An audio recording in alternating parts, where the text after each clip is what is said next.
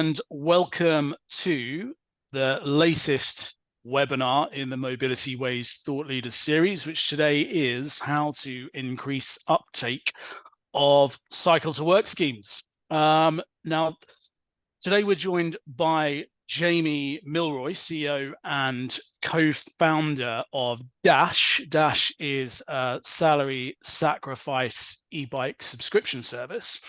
And a little later on, Jamie is going to be providing us with an overview of Dash rides and also offering some insights in how you can increase the uptake of cycle to work scheme in your organization, why encouraging cycling to work can make a big impact on organizations of any size, and how e-bikes can really encourage modal shift more than regular pedal bikes. And to support this, we're also going to be providing a glimpse of the Mobilityways CommuteIQ tool and how the data insights can help inform and support you in maximizing uptake of your cycle to work scheme. So bit of housekeeping. The format of today's session is going to be two short presentations, one from myself and then over to Jamie at Dash Rides.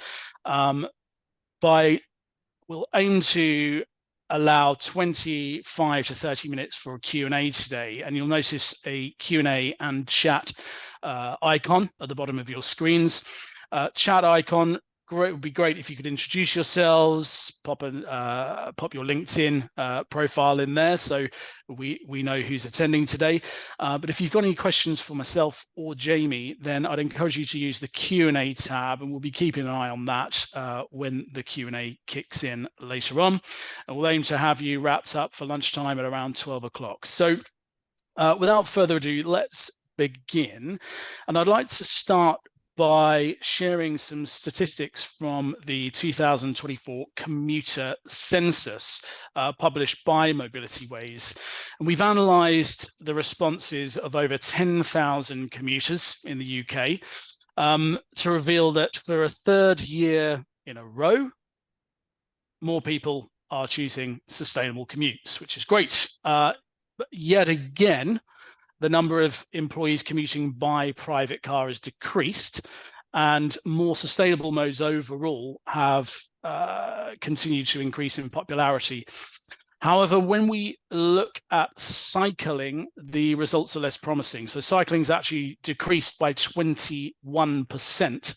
Now, we won't go into too much detail into the why, but if you are interested, I'd encourage you to download the Mobilityways commuter census, and there should be a link in the chat for you now. One additional point to note is, however, a bit of encouragement is that cycling and walking distances for those who are actively traveling to work are pretty positive. So cyclists and walkers are commuting for an average distance of 5 miles and 1.4 miles respectively, which is in line with the average 27-minute commuting time, according to the Department for Transport. So this shows that people are happy to travel actively where it is feasible. So what is feasible? Well, it's imperative to answer that question with real world data, understanding who can cycle to work viably and what mechanisms will encourage staff to overcome barriers to modal shift.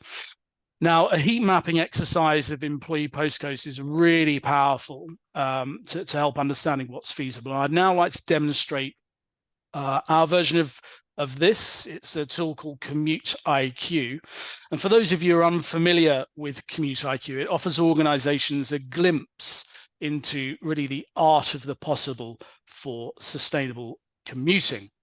So what you're looking at here is a sample of the Commuter IQ summary view. Now, we've imported sample employee data with various different shift patterns, and Commuter IQ has then analysed the viable commute options available to each of these employees at the times that they will be traveling to work. And the data is shown in two different ways. One is a visual dashboard, which you're looking at now, and the other is a set of interactive maps. Now, in our summary section, the summary panel here shows the cumulative data for your employees, which is broken down in greater detail further down the dashboard. The bar charts here show the number of staff who can travel by each mode and the percentage of employees who have viable walking, cycling, public transport, and lift share commuting options available to them. And we can see the corresponding savings in CO2e if each employee were to transition from private car to the alternative mode. And in this example here, we can see that for cycling, there are 376 employees representing just over a quarter of the workforce. And if each of them were to cycle to work, it would save 69 tons of CO2e per year versus driving alone. Now, to better understand the impacts of cyclists on workforce emissions specifically, we can then delve into the distribution of workforce commuting emissions by distance. And if we look here, we can see that the majority of employees live within 20 miles of their workplace, with a concentration distance of within 3 and 6 miles, and a second grouping of staff living within 16 and 20 miles away from their work location. And this, of course, is where the single occupancy vehicle emissions is greatest. So this gives a visual representation of where modal shift will have the biggest impact on your Scope 3 Category 7 employee commuting emissions. This view also shows us which employees live too far away to cycle, which means that your internal comms about cycle to work scheme are less likely to have an effect with these cohorts of staff. Now, as we scroll further down, the active travel panel provides insights into the health benefits of cycling to those individuals, and the active travel alternatives panel just below offers guidance on which sustainable commuting options cyclists have available to them for the days where cycling to work isn't feasible. The final panel at the very bottom here allows us to model how modal shift to cycling could impact your overall commuting emissions. And in this example, if we had a mode share target for cycling of 15%, then we can see that achieving that target based on everyone who has a viable cycling option, that would reduce emissions by just over 11 tons of CO2e each year versus a single occupancy vehicle. Now, the second part of Commute IQ is the interactive map. Now, this uses the same data that powers the dashboard and allows users to absorb a great deal of, a great level of detail in a single view. Now, each employee postcode is represented by a pink dot, and the map filters allow us to view employees at different start times. And for this exercise, we will deselect the evening start times, as we know that impetus for change is low when people have to cycle in the dark.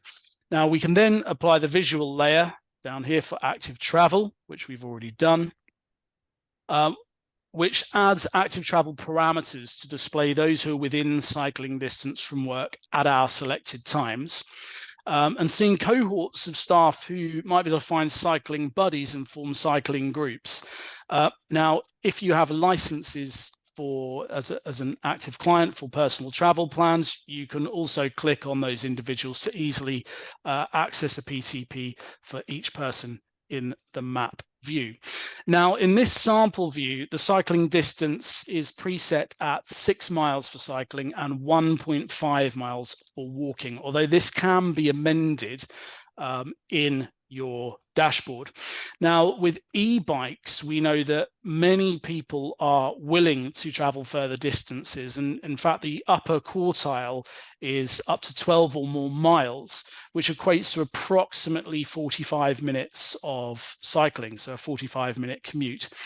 Now, if we were to compare and contrast the 6-mile parameter with a 12-mile parameter, we get a representation of the potential emissions savings from modal shift to e-bikes. And in this view, we can see that by promoting the use of e-bikes to staff, a much greater proportion of the workforce now have a viable cycling option. As many as almost 7 in 10, and just under 1,000 people in this sample.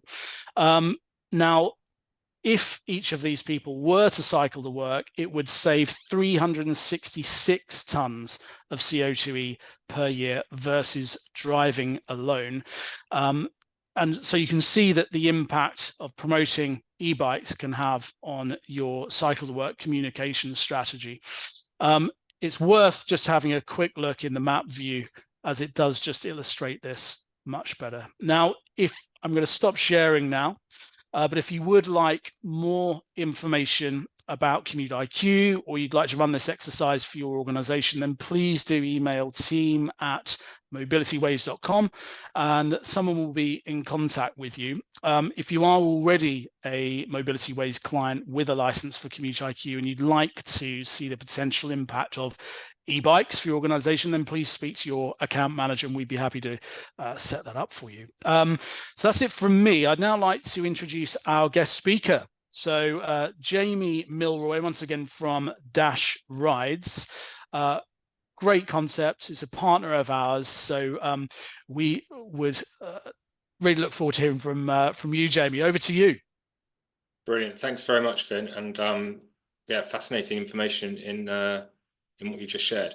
I'm just going to share my screen. If Finn, perhaps if you could just give me the thumbs up if it's all coming through clearly. Yeah, fantastic. Well, hi everyone. So yeah, thanks again, Finn, for that introduction, and incredibly thankful to all of you for taking the time to join us today.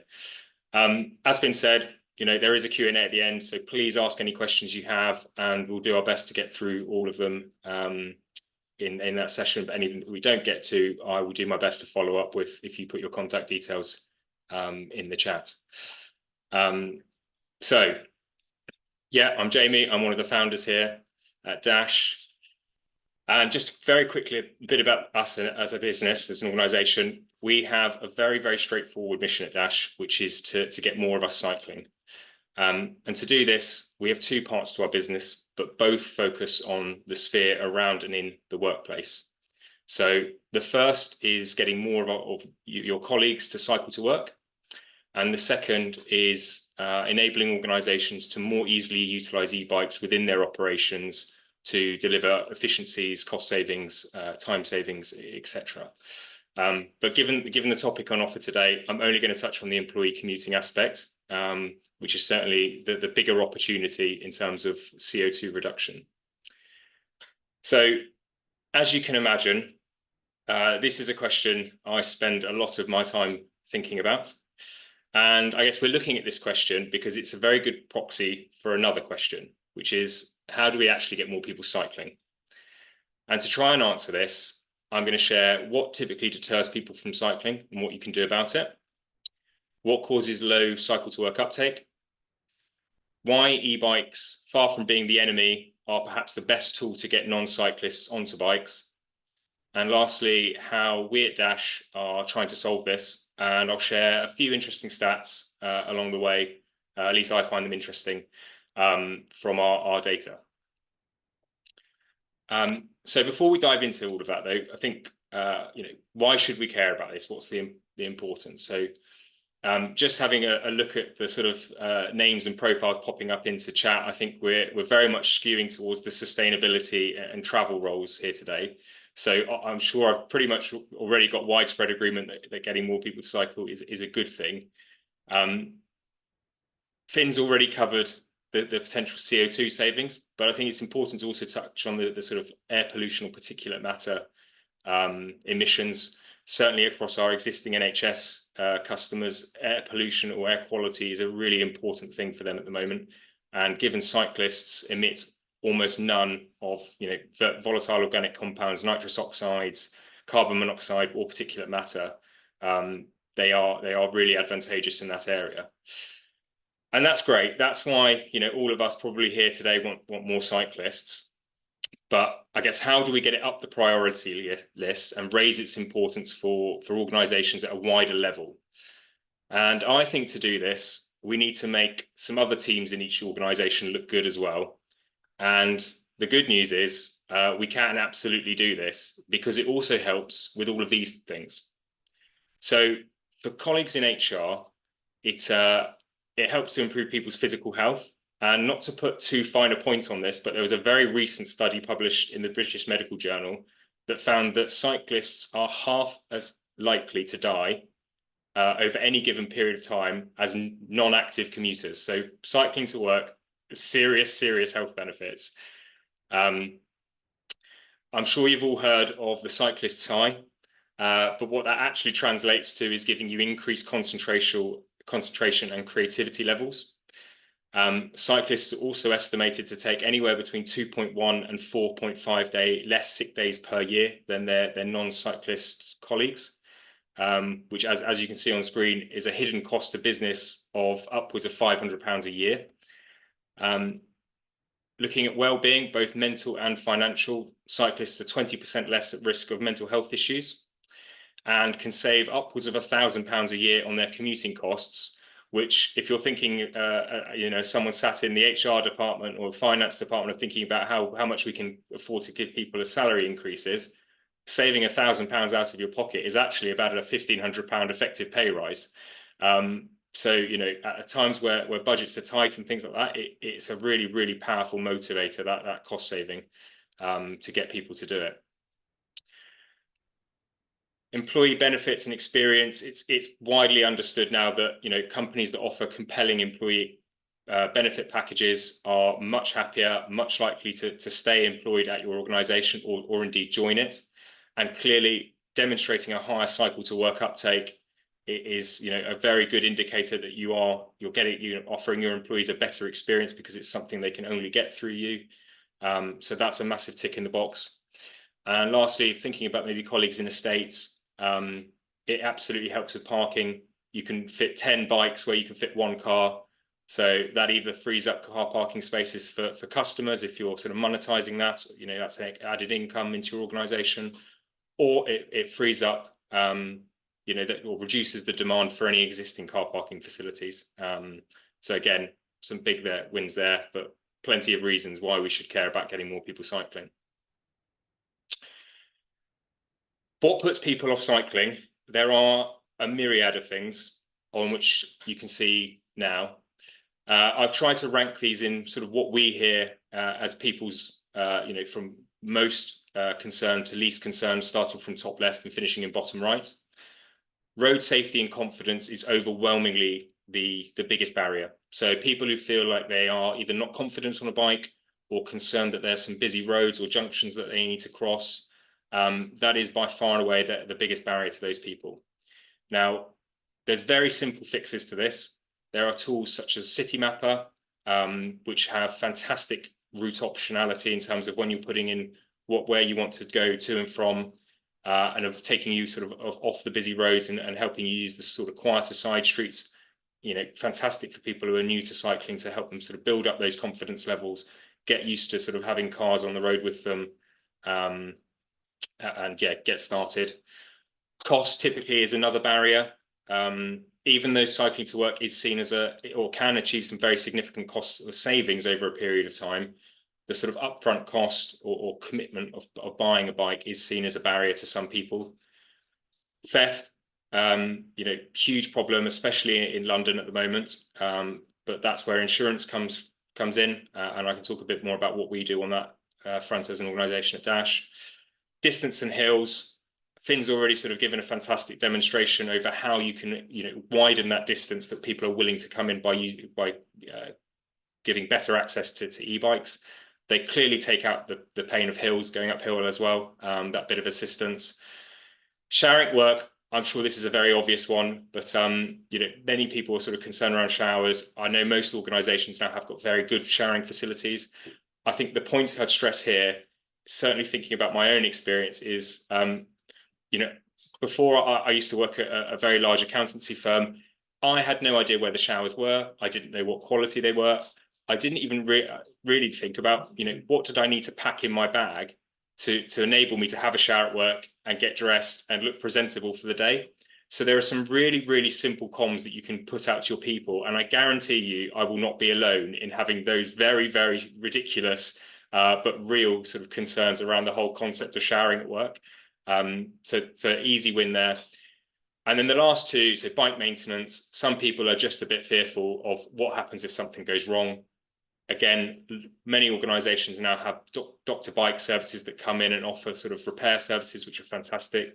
At Dash, we do a lot around this as well to sort of help educate people and be there as a support net should they need it.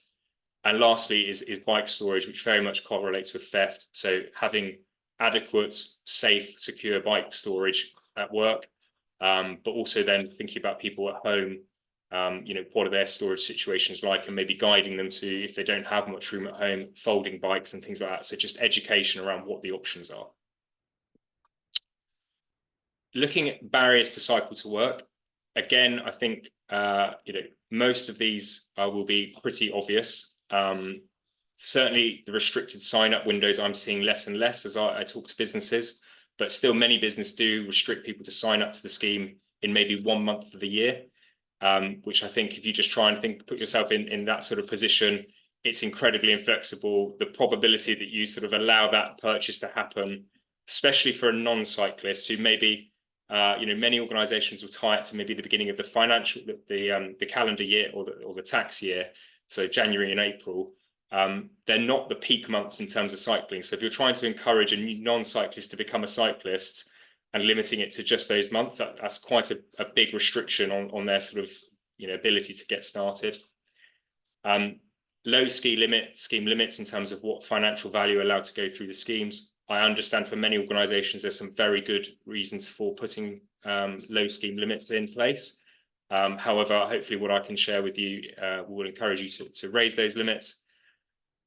I think lack of awareness / education is a really big barrier. So many people, while they've heard of the Cycle to Work scheme, are very confused when they're faced with the actual prospect of joining it. It's quite an alien experience versus a modern sort of online e-commerce purchase where the scheme sort of encourage you or force you to get a voucher. They then leave you to your own devices as to where you can use that voucher, exactly what's eligible.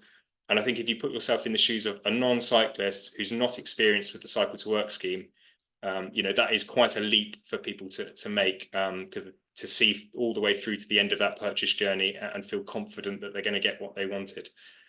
And then lastly is around the sort of inflexibility with traditional Cycle to Work schemes. So you are locked in to buying your bike or e-bike, you're paying the full cost of it come rain or shine, which again, if you're a non-cyclist, you're making asking them to make a big financial commitment is quite an ask. Particularly when you look at e-bikes, which undoubtedly can be, the great unlocker for getting more people cycling, but they do come with a price tag. So a larger price tag coupled with you not being able to try it, again, big barrier.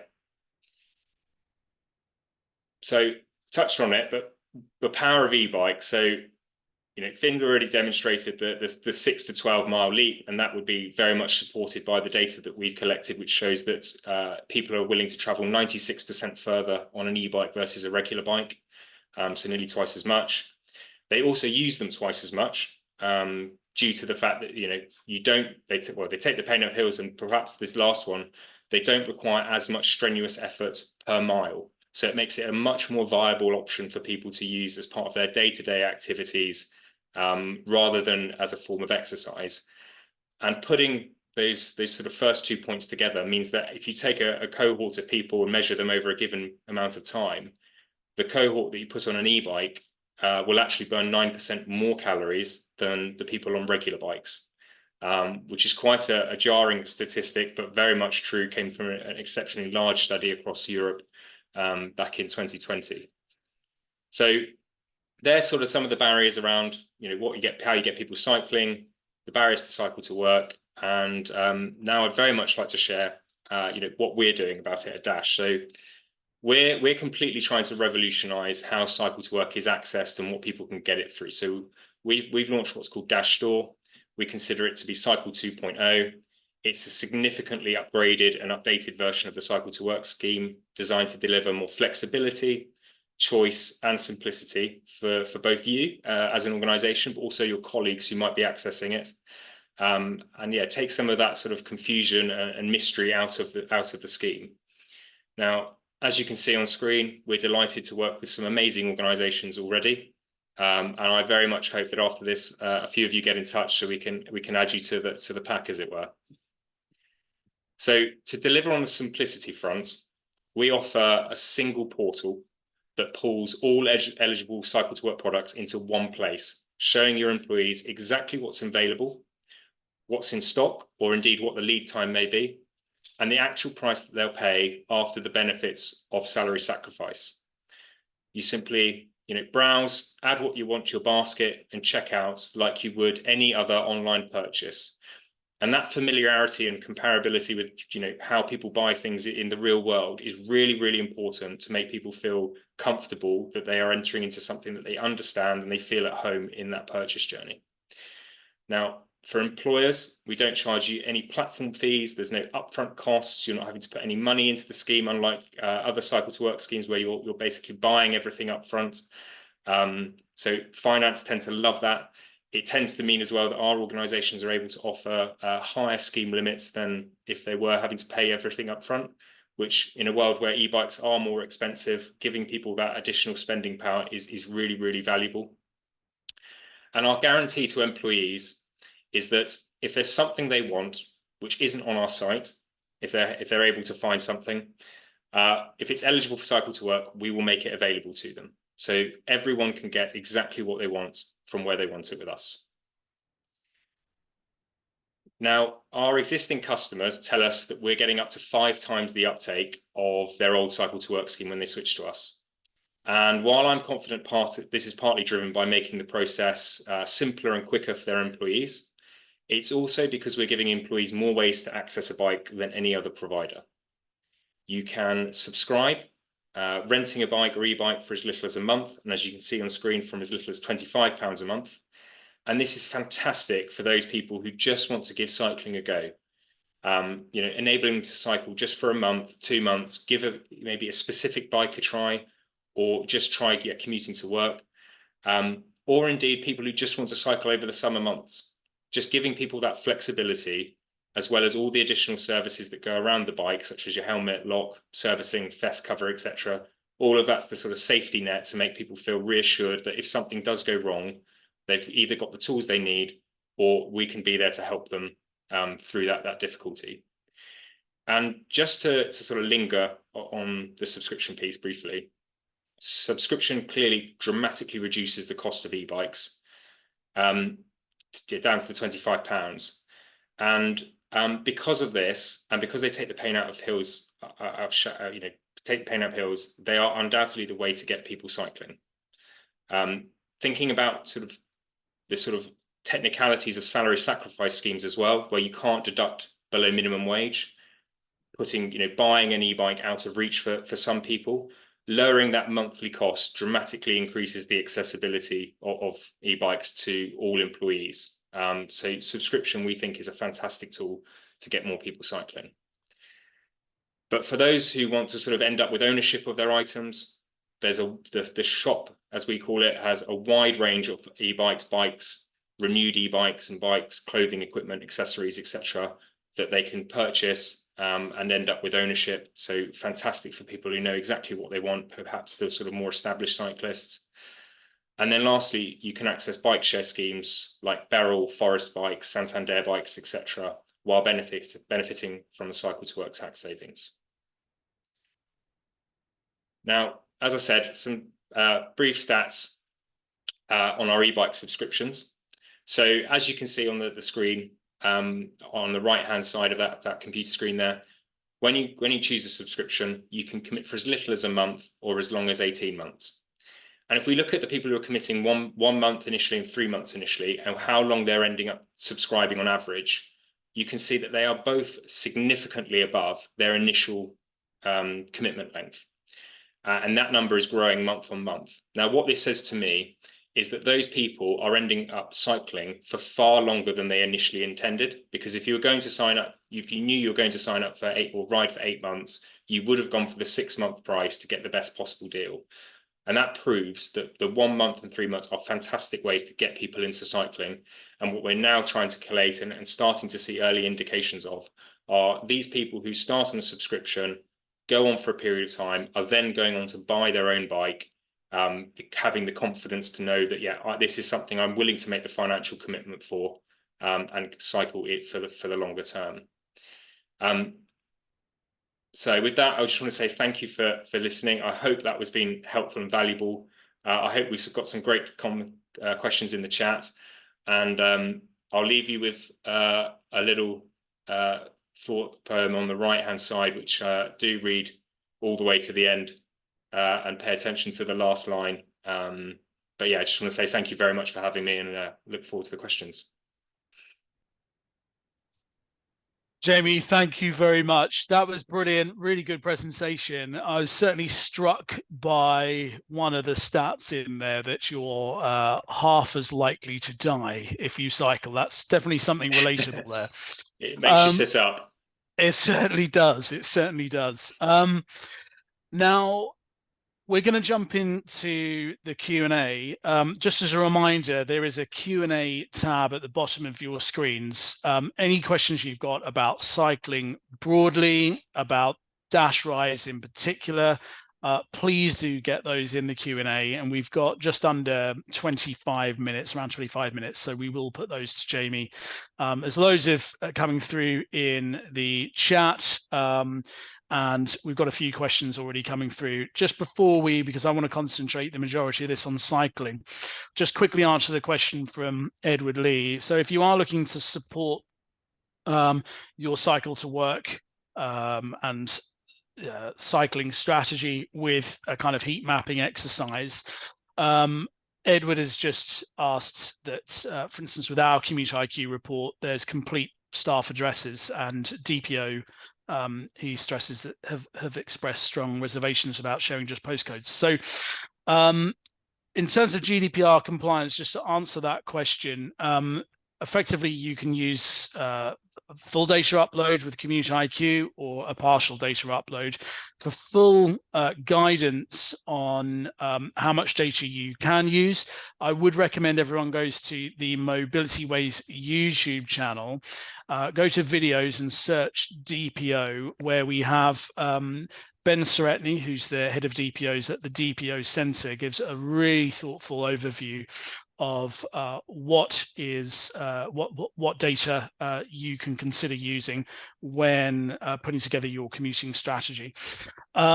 Short answer is, however, Commuter IQ is compliant. So let's just move over then to cycling. So Jamie, I'm curious to know, so I'm a cyclist part of the time. We have had comments here saying, you know, what about weather? Nick was mentioning weather as one of the things, I think, on your slide that wasn't cited as one of the things that might dissuade someone from cycling. I mean, anecdotally myself, if it's raining cats and dogs, then I might think twice. But for me, the distance wasn't as big of a problem. I live 5 miles away, so I'm probably in that sweet spot, I guess, where you might consider having an e-bike. I bought a regular bike. I bought myself one of those small towels that you can fold away into virtually nothing to get into my bag, and I've tried to make it as seamless as possible to cycle into work. Distance, interestingly, in our commuter census, over 50% said that actually that was the thing that put them off. But I think, as we saw from Commuter IQ and the research that you'd done, that if we are to increase that with e-bike, then we can actually, you know, that becomes less of a challenge. And then it becomes more about the safety and security. So I guess without going into too much detail on each of those individual kind of, I suppose, excuses or legitimate excuses for not cycling, what can employers do to encourage cycling? Where are you seeing the best results? Sure. So I think there's a lot of things you can do. I think communications is a really, really important one. If this is something you're taking seriously and you really want to drive, there's got to be quite a concerted and sustained communications sort of package that's put together to sort of encourage people and get them to try. You know, people are very busy, inboxes are constantly being filled up. So to try and expect to sort of have, you know, one message a quarter or one message every 6 months around, you know, give cycling a go, and here are some sort of examples or some tips and things like that, it is really just not going to move the needle. So comms has to play a big part. One of the things that we're seeing increasingly across our customer base is the use of the subsidization tools within our platform. So, you know, thinking about that £500 cost saving, that's clearly a very real and tangible number to go after for getting people to switch over. And therefore, it is worth potentially thinking about how you can sort of pay something to get people onto bikes to help realize that saving. And more organizations that we're talking to are sort of taking that that sort of, you know, up that mantle and giving it a try. And what we're seeing is that organizations contributing as little as £20 a month are seeing 5 to 6 times the take-up rates as organizations contributing nothing. And just to sort of elaborate on that, you know, that subsidization is really targeted at subscriptions. So these organizations aren't helping people just buy a bike that they could, you know, walk out the door with the next day. They're only getting that benefit while they're with the employment of that organization. So you know, there's benefits to both sides there, but that's a really, really important tool. I mean, what we're doing in terms of with our customers as well to incentivize cycling, you know, we're doing a lot of sort of get your first month free offers, get 2 months free when you commit for longer. We're providing free e-bikes to the larger organizations such that they can operate loan schemes to their staff. Unfortunately, we can't be on site all the time, but by giving an organization a couple of e-bikes that are free, you know, and readily available for people to try, that's a fantastic way just to get people onto a bike and give it a go. And early indications say that's quite a powerful tool. Certainly, I know there's an NHS trust down in Devon that's really sort of pioneering that and having great results from it. So I think there's lots of things to do. It's just about providing a bit of comms, a bit of incentivization and encouragement more than anything. Fabulous. I think we'll probably circle back to this because there are a few more questions coming through. I suppose we're talking here about the individual and how we can encourage individuals, and it sounds to me like in the absence of any real intrinsic motivation to cycle for your own health, for your own reduce your own environmental footprint, there's a lot around actually incentivization and employers actually putting something in place to get that switch. I think, you know, I can, from personal experience, once you start it, it's great, but it is for a lot of people, it's that just that first action of starting it. So again, have you got any, I mean, you said with you, I mean, as much as 5 times as many people with some of your clients. Correct. Are taking this up. So what is it? Do you think it's just the concept of Dash being more accessible, or are there other things that employers are doing to really push this to try and incentivize modal shift? Sure. So it's absolutely a partnership. We can by no means take all the credit. So where we're sort of seeing really good levels of uptake, we're getting great engagement with the employer to, you know, support us on comms to staff, have us on site to do demo days, you know, doing some sort of incentivization with us. So, you know, maybe it's competitions, you know, whatever have you. So that absolutely is fundamental to us having the opportunity to be successful in terms of driving uptake. But I think in terms of us driving uptake, you know, subscriptions actually is about half of all the activity that happens through the platform. So the way to look at that is if you don't have a subscription offering within your cycle to work scheme, it's probably close to half the size it otherwise could be, which just shows you the sort of, you know, power cycle the subscriptions can have.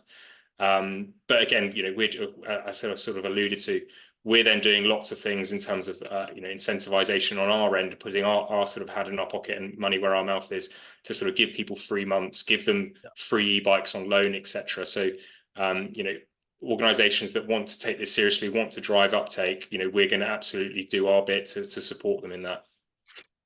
Yeah, that's a really valid point. We actually had a note in the chat earlier about actually, it's a lot of money for people to commit, especially when they maybe on the fence around it. So maybe Dash is really helping with that. I think it's we've got another couple of questions here. I think while we're on the what organizations can do, we've got a question from Anna Wyatt here, which because you mentioned, Jamie, about it being a partnership. And so it's really important by the sounds of it that the organization is invested in making it work.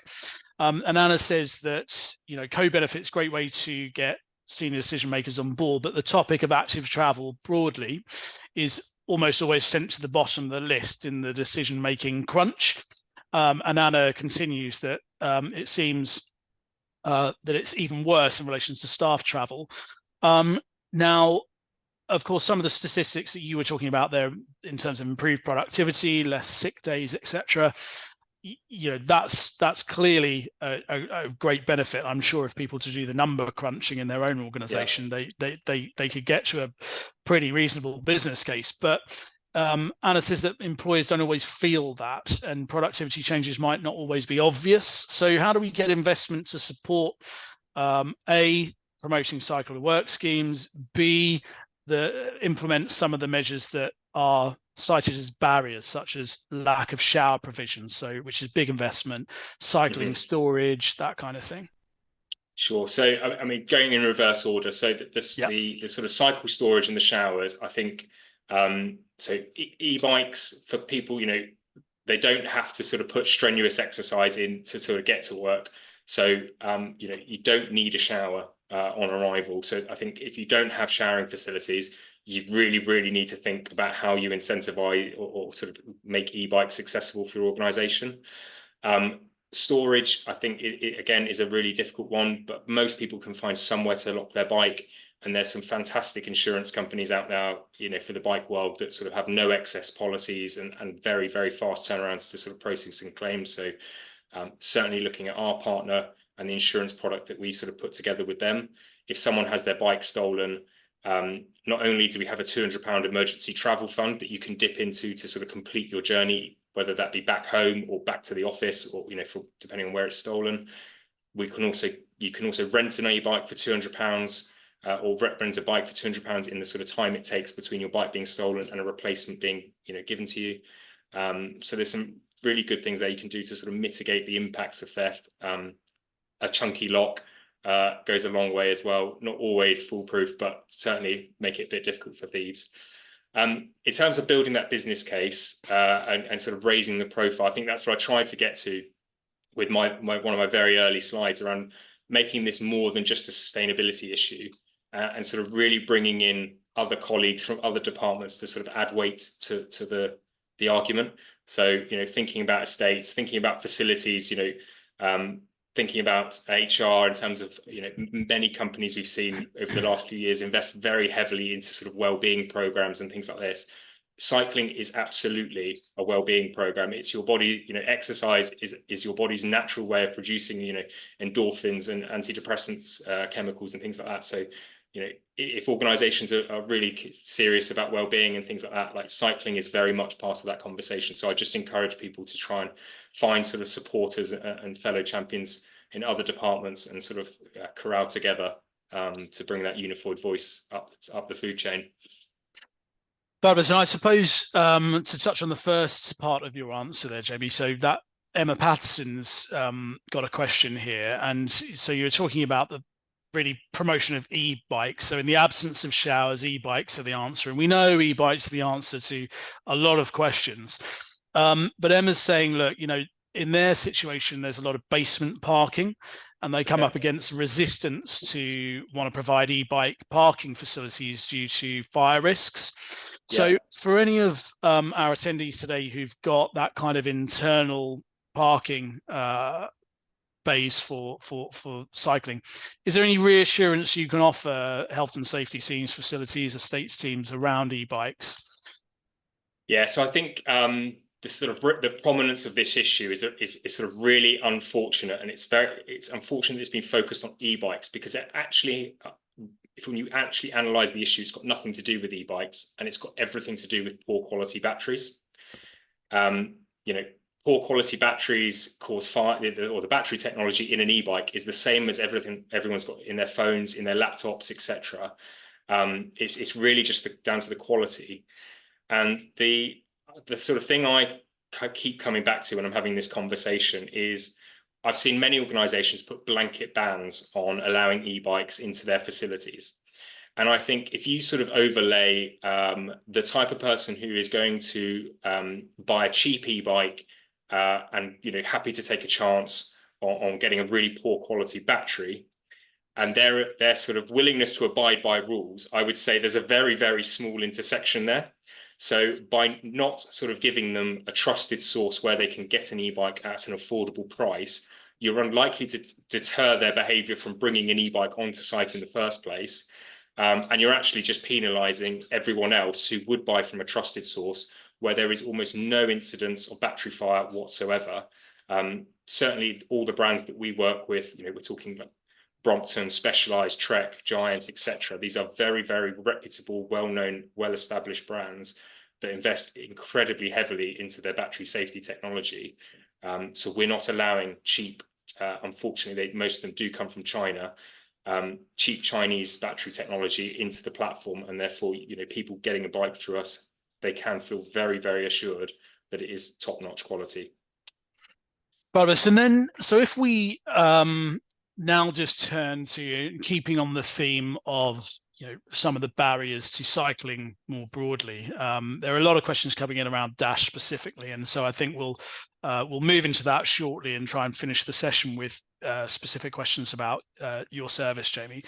But safety is a big thing that comes up. Now, in the commuter census, almost a quarter of those 10,000 respondents said that safety is the biggest thing for them, stopping them cycling into work. And we can see, like, you look at the charts of the most popular, where cycling is most popular, or Cambridge tops the list, and we know really good cycling infrastructure. So infrastructure safety quite closely linked for a lot of our clients, and so I'm sure a number of them are here today.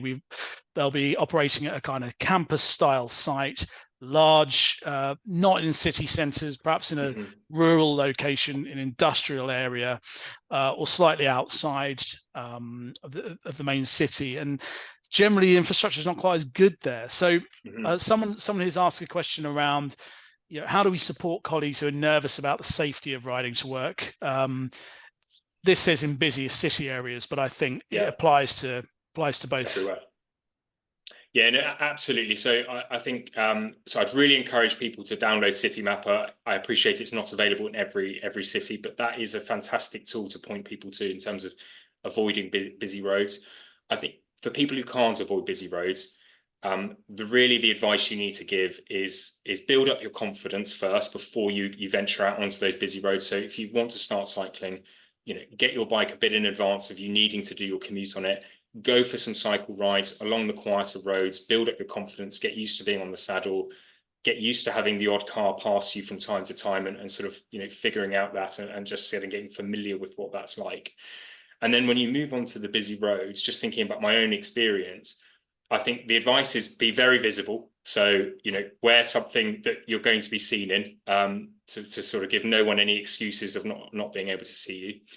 And then don't feel like you need to hug the sort of side of the road. The more you hug that side of the road, the more opportunity you're giving someone behind you to sort of try and do a fast overtake where they probably shouldn't be. So, if you're not comfortable having someone pass you where you are because you think it might not be safe, just gently move out slightly away from the curb, and just make that person behind you think twice about, can they get round you without, causing an incident, or without taking that additional risk. So just, don't be too afraid of acting a little bit like a car where you can. Obviously be safe about it, have a quick look over your shoulder, get maybe some mirrors on the handlebars just to give you that sort of, if you don't feel comfortable looking over your shoulder, those sorts of things. But what I would encourage people, if they really want some great advice on this, look at like cycling.uk or the cycling charity, Sustrans, people like that. There's some fantastic resources out there for new cyclists about how to build up your confidence. Brilliant. Thanks, Jamie. So kind of starting to move over now to Dash Ride specifically, but I kind of would like to touch on traditional cycle to work schemes, because I mean, we've got a good one, and we work obviously with Dash as a partner. So we know you guys well, and we can definitely recommend you. But I think some of the things that are often cited to us is some of the challenges around just the time it takes. And it's interesting you mentioned the windows there. So it'd be interesting if you maybe could elaborate on why some employers have windows, and just the costs involved, because I think maybe for some of our sustainability colleagues who sure many of them are really clued up on this, but others may not be just as clued up on how it impacts the finances. Also the time it takes, because I mean there are stories of people out waiting well over a month to get their voucher, and then by the time they've done that, the bike they wanted is gone, and then they have to go through the process again. And I just wonder how many people are actually just jumping out of the process because of that. You'd be amazed. So I mean, I will answer your question, but as a quick anecdote, when we were doing sort of surveys of people to sort of understand the cycle to work market from all angles, the number of people who were thinking about buying a £3,000 bike or something like that, where you would make £1,000 saving, so a serious amount of money, and then thinking, actually, do you know what? I just can't be bothered with going through the hassle and the admin of cycle to work to get that bike, and therefore not doing it, and actually just not getting a bike at all. So that sort of hassle is a real problem. So in terms of the voucher process, it does have its drawbacks. I think one of the subtleties that is often lost on people is when you get that voucher, it's for a round sum denomination. So you've got to use it or you lose it at one particular store. So if you're getting a £1,500 voucher and your bike is 1,450, you've got to find 50 quid of something else you want, otherwise that's gone. But equally, you're not allowed to contribute any of your own money to the scheme. So in the example you've just given, and let's say the price moved from 1,450 to 1,550, you now can't get the bike you wanted. So what we've done with our platform is, because we're sort of aggregating all of these live product feeds from a myriad of partner brands and retailers, we're pulling that pricing on and inventory levels on a live basis. So when you buy something through Dash Store, you are locking in the price and you are reserving that item. So that really does alleviate those common pitfalls and concerns. And just to finalize, you're also only paying exactly what the item costs. So there's no lost voucher amounts. In terms of organizations and why they restrict sign up, it is traditionally because of the finance costs or the sort of bundling of those agreements together to go and get funding for them. So if 10 people turn up and all want £3,000 in e-bikes, that's £30,000 an organisation's got to find. Clearly not a small amount of money. So organisations will typically tend to sort of, where they do restrict it, that's the primary driver, such that they can go and get a financing agreement for that 30,000, so they're not using their own funds to sort of fund the scheme. Again, going back to ourselves, we've sort of taken all of that away from an employer. We do all of the financing behind the scenes. It doesn't impact the employer whatsoever. And that means employers are much happier to sort of let our scheme be continually accessible to their employees. Yeah. Thanks, Jamie. And so that's really interesting. And then I suppose there's another question here from Edward, actually, which we will, just because you were talking about the pricing there. But Edward does point out that Dash requires a name and email address before it's going to show you any prices. And is that a barrier, do you find? Is it necessarily something that would prevent people from signing up? What are your comments on that? Sure. So I think Edward, without knowing what he's looking at on his screen, I think he's on our sort of landing pages, which are very much a marketing tool. So we're trying to understand who you are so we can help you get your employer signed up to Dash, and therefore we need a little bit of information from you. Once an organization's actually signed up, though, and gives access to the actual version of our platform, which you can't access unless your employer is already a customer of ours, then you're straight in following with one click into seeing everything, and the pricing is all custom for you as an individual, taking into consideration your tax band, any subsidization your employer's offering, etc. And just keeping on, I suppose, the agreements then, and so we've got the bike. Of Lucy Davies says here that she finds people often get caught out at the end by the end of agreement fee. And I wasn't really clear on that part myself. So is that something Dash includes in the checkout?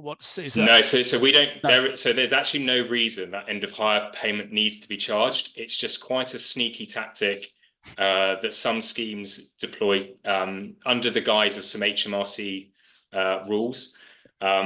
It's actually got nothing to do with those rules. There's ways you can mitigate the sort of impact of them, but nevertheless, they do charge it. It's a way of them extracting more money. So the way Dash works is, you pay the full value of the item over a period of time, and then that's it. There's no more payments whatsoever. At the end of a period of time, we gift you the item. We gift you the item at the point which HMRC assess it as having nil value, so we don't create any additional tax liabilities for you.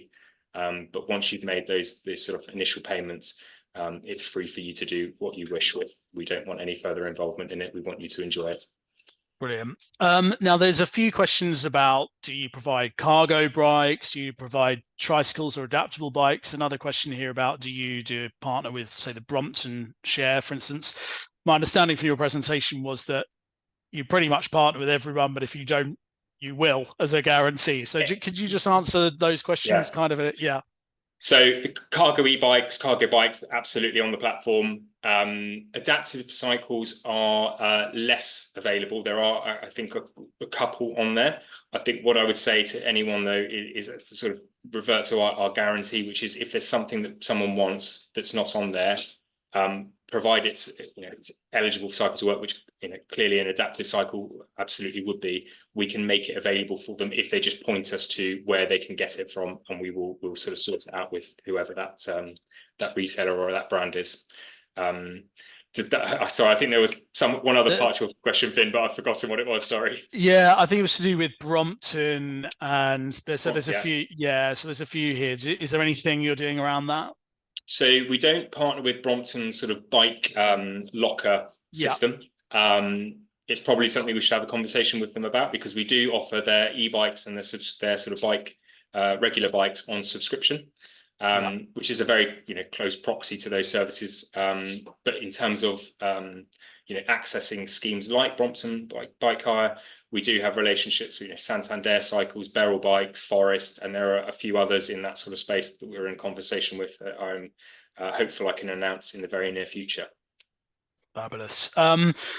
We're quickly running out of time, Jamie. So I think we're probably going to have to wrap it up now, and just say to everybody that if you've got questions, there's quite a lot of questions coming through and comments coming through that we just haven't had a chance to answer. What I'd suggest is that we will get a list of those questions over to Jamie. I'm sure Jamie will be happy to give 1 or 2 lines in response. If you would, Jamie, I'm wondering if you wanted to put your LinkedIn or your email in the chat so everyone's got your details to get in touch. Would highly recommend getting in touch with Jamie for a chat about how you can implement Dash into your organization. It's very likely we'll be including Jamie in future sessions. So that's 12 o'clock, guys. I'm afraid we've run out of time. Thank you ever so much, Jamie, for turning up. It's been a great session. Thank you, all of you, for attending. I hope you found it informative. Please do keep an eye out on email for future events. The big one to reference is ZC3, our annual conference. It's the 26th of September, starting at 9:30, and it's an all-day event. Until then, please do check out our Mobilityways YouTube channel. To answer one of the comments earlier, this will be available on our YouTube channel, and anyone who's attended today will get a email link to this recording. So just quickly answer that question before I left. Thanks again, everyone. Thanks again, Jamie. Enjoy your afternoon, and goodbye for now.